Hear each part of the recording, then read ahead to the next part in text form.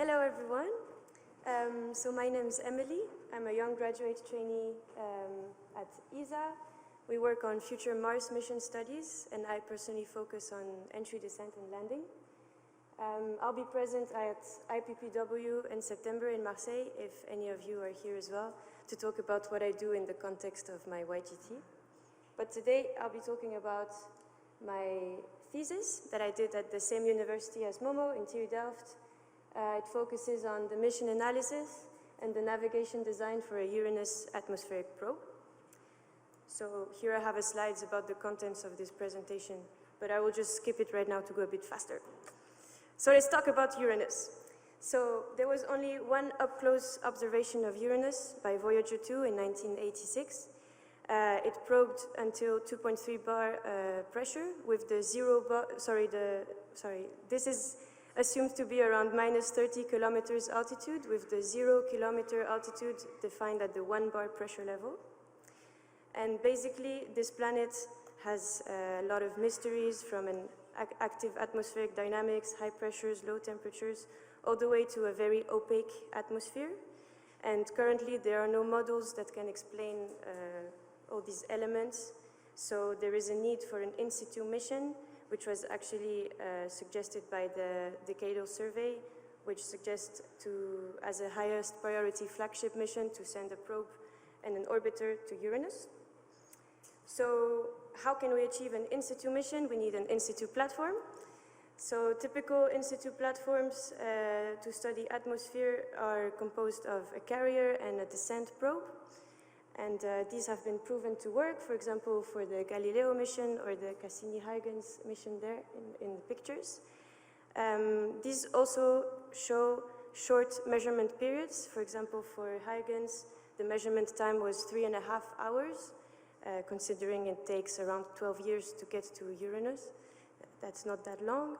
And also very localized atmospheric profile measurements. And in the case of Galileo, for example, it went into an anomalous region, so it measured a profile which is not representative of the planet as a whole.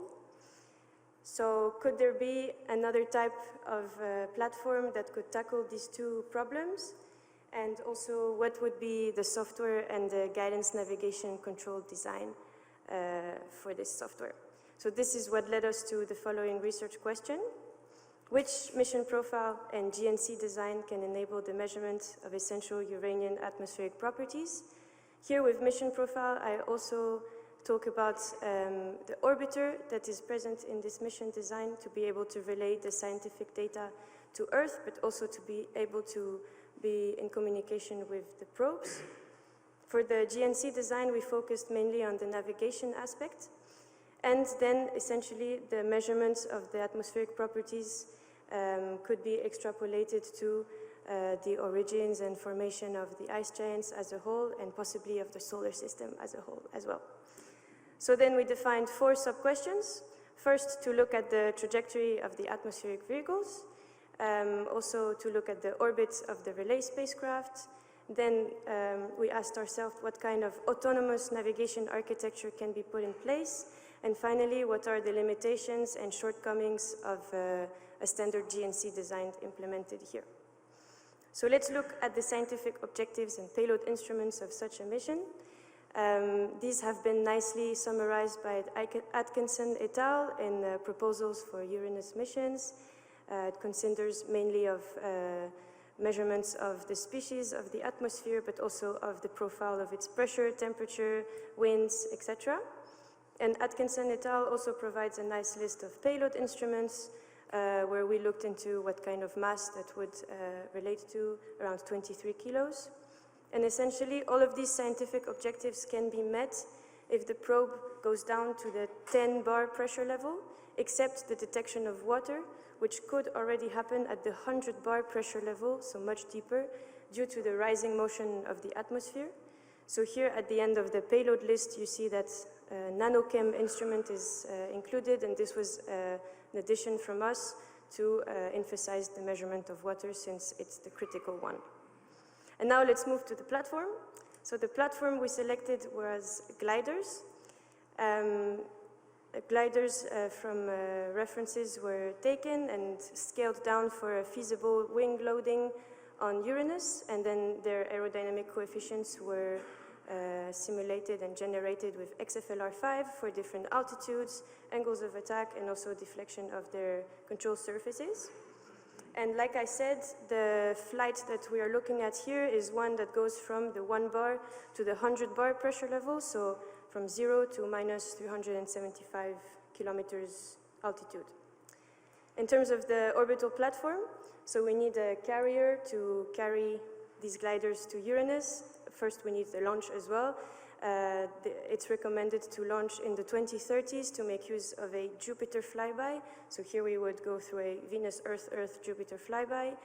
And this would make the platforms arrive in 2043, which is well before the 2049 spring equinox of Uranus.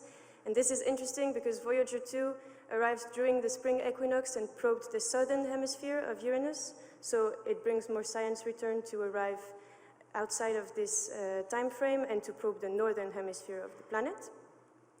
So essentially it would look like this, with a launcher carrying a spacecraft, itself carrying 2 probes, with each carrying a glider delivered at Uranus. And this is not to scale, of course. Now, in terms of the environment, we have gravity, temperature, pressure, density, and wind models taken from literature and implemented into the software.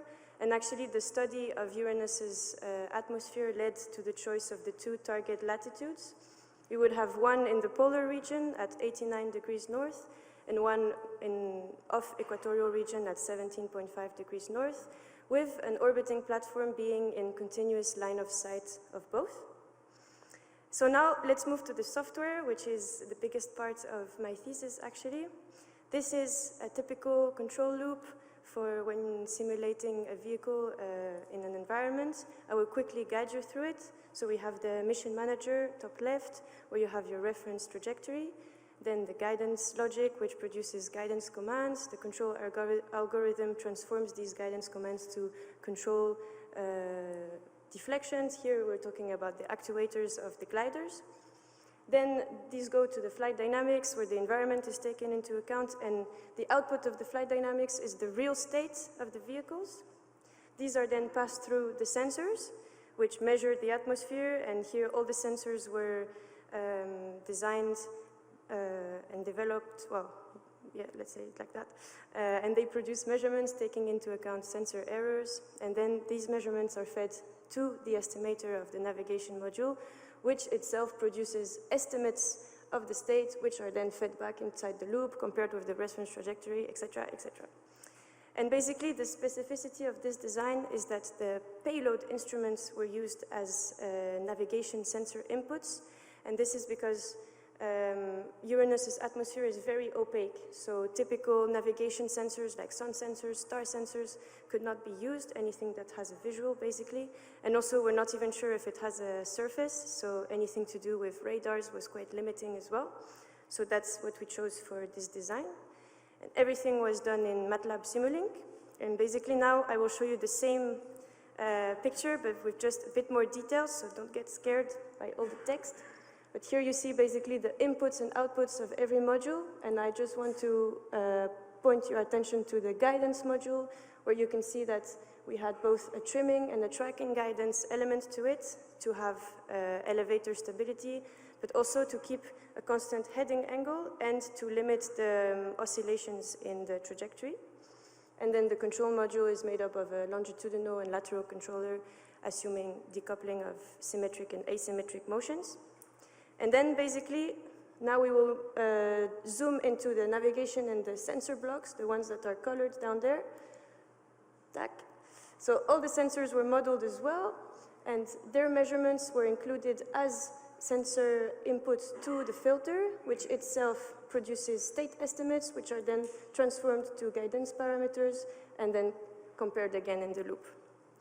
So as a first step, to assess the results of this software, we turned off the navigation to just look at a perfect mission where we would have a perfect estimation of the state. And this led to the following. So you can see here for both gliders, the equatorial and the polar one, that we have a time of flight of around 13 days with a range of 18,000 kilometers. The data acquired during this time can be uplinked and downlinked with these times. And basically, it would look like this, with the polar glider going around the North Pole 6.5 times, and the equatorial glider traveling around 45 degrees of the longitude of Uranus, with one being in the sun and the other one in the shade to have more science return. So this is essentially an open loop analysis, and here we had to constrain the tracking guidance commands between a minimum and a maximum to reach no trajectory oscillations and no heading deviation, like I told you before. And then the navigation module was included in the loop, but this led to many problems. First of all the estimates were quite noisy. That's also due to the measurements of the sensors being noisy. So constraining the commands was not enough to reach no oscillations and no deviations. So what we did was we still ran the navigation module in parallel, but we didn't include it in the loop, but still we ran it to assess its performance, and we saw that basically both the filter and the tracking guidance modules were quite sensitive to noise, so they were not robust enough. All the other elements were fine. Aerodynamics, control modules, trim guidance, everything was okay.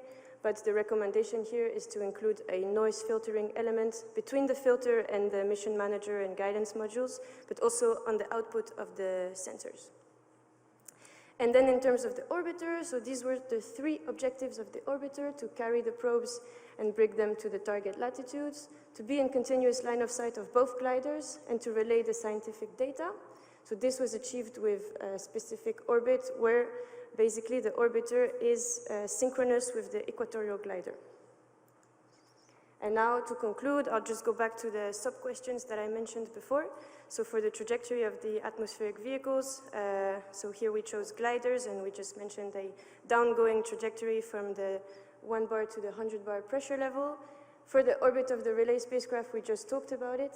And for the software, well, here my research showed basically that care has to be taken if we want to use the payload outputs as sensor inputs to the navigation module, because the outputs will always be an estimate and they will be a bit different than reality. So the guidance especially has to be quite robust for that to happen.